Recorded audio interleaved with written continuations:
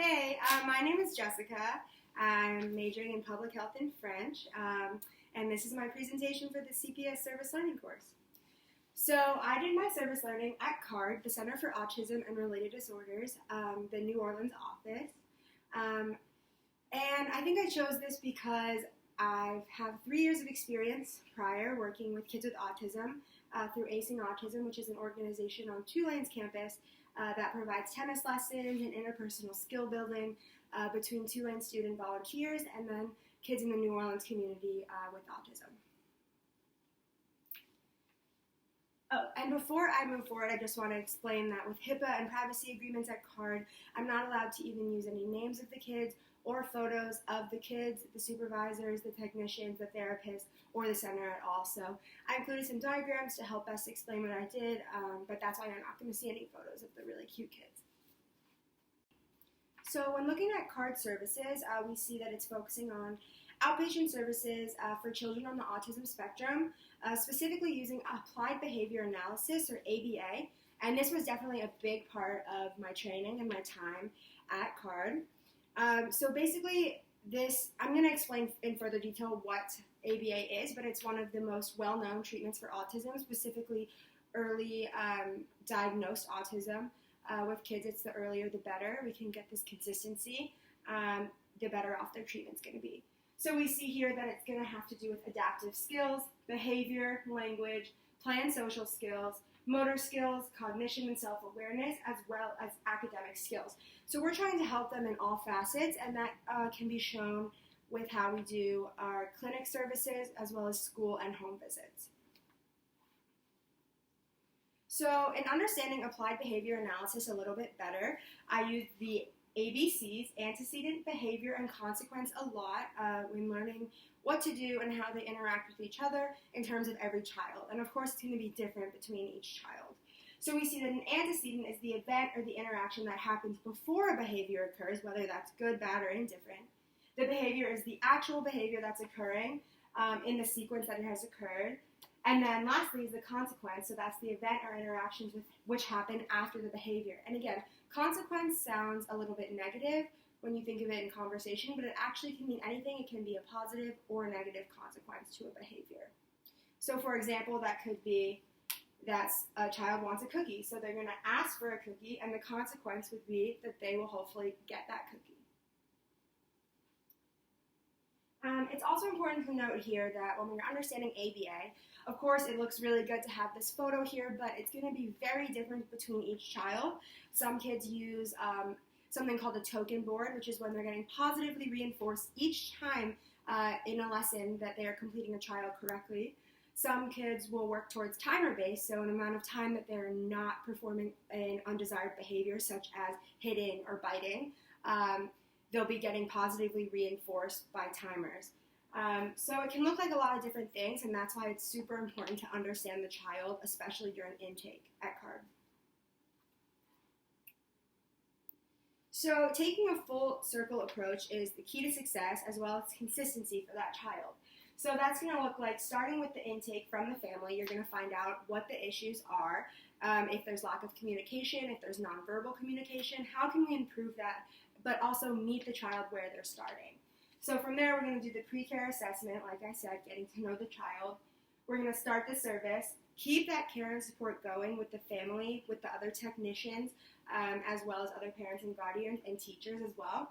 And then we're going to do ongoing training and supervision among the supervisors and that child to make sure that when they're mastering criteria and techniques, which is what we're working towards, that they're keeping that going, as we call it, in maintenance.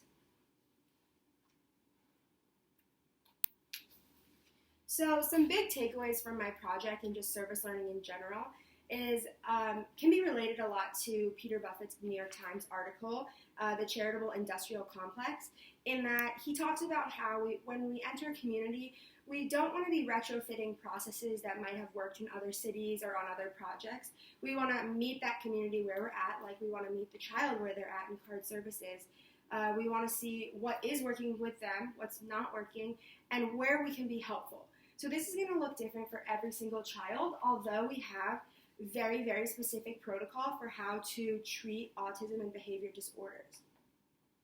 So For example, we can use demand fading and prompting for a child that might not be able to complete an entire task, such as all of toileting or all of washing hands. We can work towards doing a few of those steps and then positively reinforcing those, taking a break, and then finishing the rest of the steps. This can also look like stimulus manipulation, which would mean that we would maybe do a lesson sitting on the floor instead of sitting at a desk, or working towards something that they want to play with, maybe another child, maybe the ball pit we have at the center, or maybe other things that will positively reinforce and encourage them to achieve the behavior or goal. So a big thing that I looked at, or that I was thinking about while I was working at the Center for Autism and Related Disorder, was that we talk a lot about treatment to a behavior, and working with kids with autism for several years, it's not a disease that must be cured in order to function. So this whole treatment thing is definitely difficult for me to wrap my head around. But when I think about it in terms of where society is at right now and how it's not very accessible for people with disabilities, specifically mental disabilities and physical disabilities, we're trying to basically help the child to best function in a society that is not fully accepting of them. So I'm not trying to treat them of autism, but the goal here is to be able to treat them and give them the skills that they need to function in a normal society and maybe a normal school where they don't have disability accommodations or things like that. And we want to give them the skills to interact with other kids and basically to exist in this normal society that we have decided is the norm. With this being said, I think that's truly what the public service requirement meant to me in my second tier service. It's basically just working with kids to help them function best in a society where maybe they're marginalized just because of lack of resources. So for me, the population is kids with autism, and it's working towards their functionality.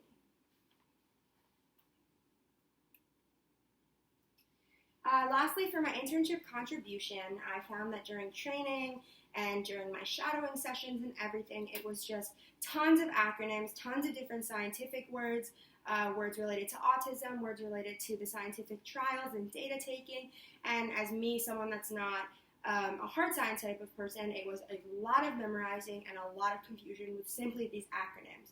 So what I did was basically took these terms, the most common terms that were running through my head, wrote them down, wrote a brief explanation about them, when they're used, how they're used, and then they have this comprehensive list for other trainees to use, and then for other people to maybe have around the center, hopefully, so that when they forget things, they're right there, because the last thing you want is a tantruming child freaking out and someone yells a protocol acronym to you and you don't remember it.